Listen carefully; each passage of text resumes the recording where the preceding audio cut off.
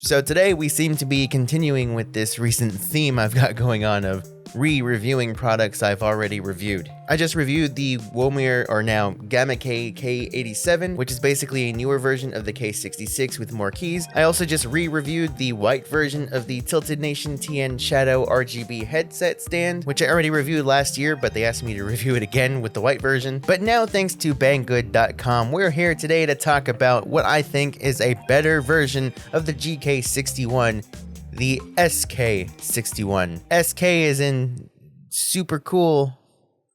That's actually not what it stands for. I don't know what it stands for.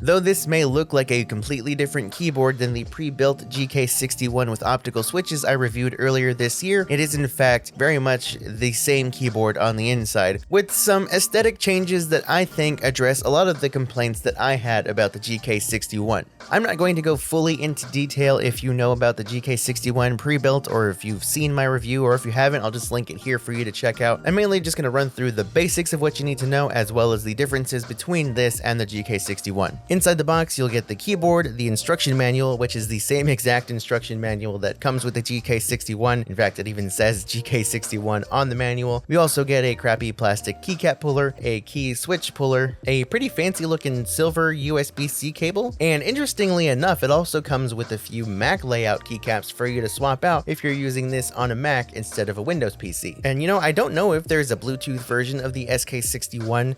I know there is a Bluetooth version of the GK61, which I don't have, but I don't know if they make this in Bluetooth.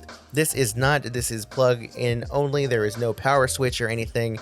No kind of Bluetooth on this version, at least. It has the GK61 PCB inside, of course. It has the same USB placement because that's part of the PCB. It has the same Gateron red optical switches as my GK61 that I reviewed, meaning that it is hot swappable with Gateron optical switches, but not with any other types of switches. So 3-pin, 5-pin connectors will not work. So if you have been looking at the SK61 in the hopes of picking it up and changing out the switches later for anything like whatever switches you want out there, they're not going to work. They're only going to work with optical switches, specifically the Gateron optical switches. I don't know if there's other optical switches out there you can swap into this. I know Razer has their optical switches. I don't know if they would work with this in theory if you were to take those out of that keyboard and put them into this one. It has a plastic case with the same shape as the GK61 case. One thing I complained about with the GK61 is that it had gloss on the sides of the case, which I don't like gloss. It just doesn't look good to me. Well, the SK61 addresses that, and the case is matte all around, and I think it looks and feels a lot better. These are the same exact shape on the cases, and on the back or bottom, whatever this is, there are no adjustable legs to pop out, but there are 4 rubber feet to help keep it in place. This is an awkward angle to be filming at. Look at me, I'm a Cyclops.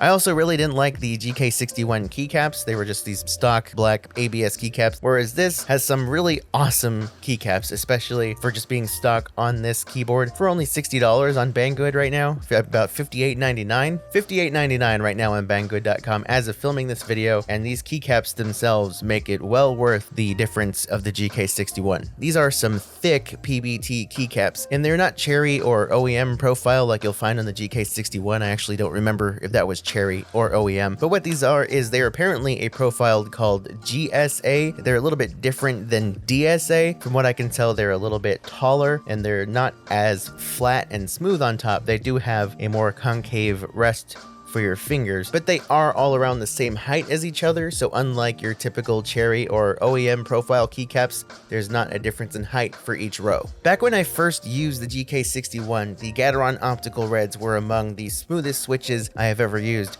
and that has not changed here, but combine that with these thick PBT keycaps and their unique shape, it just sounds so good in my opinion. It's chunky and thocky and just, oh, I love it. I love how it sounds. Stabilizers though. In most of my previous keyboard videos, I haven't really been the kind of person to complain about stabilizers or rattle for that matter, but it's just pretty bad, at least on my unit, especially the spacebar. It just sounds like there's a chain rattling around in there sometimes. I took the spacebar off, I took a look at it. I haven't done any modifications to this at all, but I'll tell you, the stabilizers do not sound great, but the spacebar especially is pretty bad. So just take a listen, you'll see what I mean.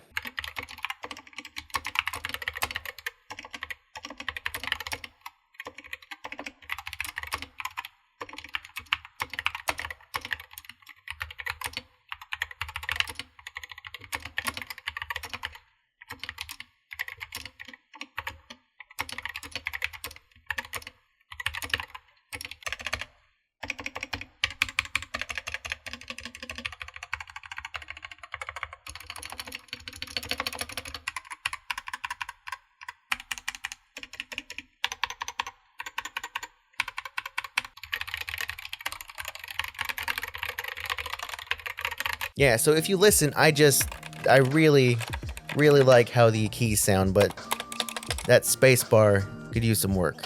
I really do like the large print centered legends on these keycaps. I don't know what it is, I just prefer the look of centered legends on keycaps. It's something I've grown to prefer, and I really like how it looks on this keyboard. It looks and feels very similar to the Fecker keycaps that I reviewed previously and are on the GK61 now here behind me, but to me these just sound better than those do, and I also prefer the colorway than that color. One thing that is bittersweet though is that there are no secondary legends printed on these keycaps whatsoever. Out of the box, it has the same exact secondary functions and layers as the GK61. The only thing is, if you've never used the GK61 or you just don't know what you're doing, you know, out of the box, the fact that there are no secondary legends on this, it makes it look cleaner. It lends to the aesthetic of this keyboard that just makes it look really nice, but it's just going to be a little bit confusing, so you're probably going to want to either reprogram everything in the software to your heart's content and memorize where you have everything set up, or you're going to want to keep the manual handy. It is compatible with the same software as the GK61, which I will do my best to remember to link in the description, like I forgot to do last time with the GK61. On Banggood, the keyboard is available in the white color. Be advised, as you can see here, this is the one they sent me and it comes in a white case. The one pictured on banggood.com does say white and it shows the white keycaps, but the case in the photos is black. So if you see that, just keep in mind that if you purchase this from Banggood, you're most likely going to get the white case. It also comes in pink, which would be cool, except it's not just a pink version. The keycaps look entirely different. The legends are different, and it has like a lime green escape key. I don't like that one. Not as aesthetically pleasing in my opinion, but hey, if that's something you enjoy, then enjoy away, my friend. And that's basically all there is to it with this version of the SK61. Again, not a full in-depth review because I have already basically covered this keyboard in my GK61 review, which you can watch here. So, you know, since Banggood sent it out to me, I just wanted to cover the differences and the things that I like about it that I consider a nice little upgrade from the stock version of the pre-built GK61. I do have affiliate links from Banggood in the description if you want to check out this red switch version of the SK61, so check that out in the description. So again, these are the linear optical red switches that came on this version from Banggood.com. And the reason I'm bringing that up again is because, whoops, I have a second one. And it's got different switches. And we're going to go into that in a different video. Why? Why do I have two? Well, let's just say that there was a little bit of a mix-up. I was approached by Epomaker, or Epomaker, I never know how these things are pronounced. Well, I was approached by them to review the SK61, and of course I happily agreed. Then after I received that, the Gamma K/Womir K87 arrived at my house from Banggood, and along with it was another SK61. The main difference here is that this one uses Gateron Optical brown switches. So this is the tactile version, and I'm not going to go into it right now because I have a separate video coming for it in a couple days. Why a separate video? Let's just say for business purposes. Two different companies sent me two slightly different versions of the same keyboard. I'm going to cover them in separate videos for reasons. So keep an eye out for that in the next couple of days. I'm actually filming it immediately after I stop recording this video, and I'm going to go into some other details about this version of the keyboard. It's not going to be like a third review on the keyboard. It's just going to be some other details, a sound test and comparison between the linear and tactile versions, as well as some other fun little sound test oriented things that I've got set up for you guys. So keep an eye out for that very shortly. My name is Portly. You are importantly. That didn't work out too well, but you are important. You're special, and you are loved, and you are appreciated. Thank you so much for watching this video. If you're new here, consider subscribing to keep an eye out for the other SK61 video, as well as some other videos I have coming up soon. I'm working on some mice reviews, and I'm planning to actually go into detail about this keyboard, which I've mentioned in previous videos. This is the ACO 3068. It has been off and on my main keyboard since I purchased it last year, and you know, people have asked about it, and I've never talked about it, but I am working on something for this soon, so keep an eye out for that. And also, we're coming up on my channel's 5-year anniversary, maybe 6 years. I have to double check into that, but you know, things may be coming for that.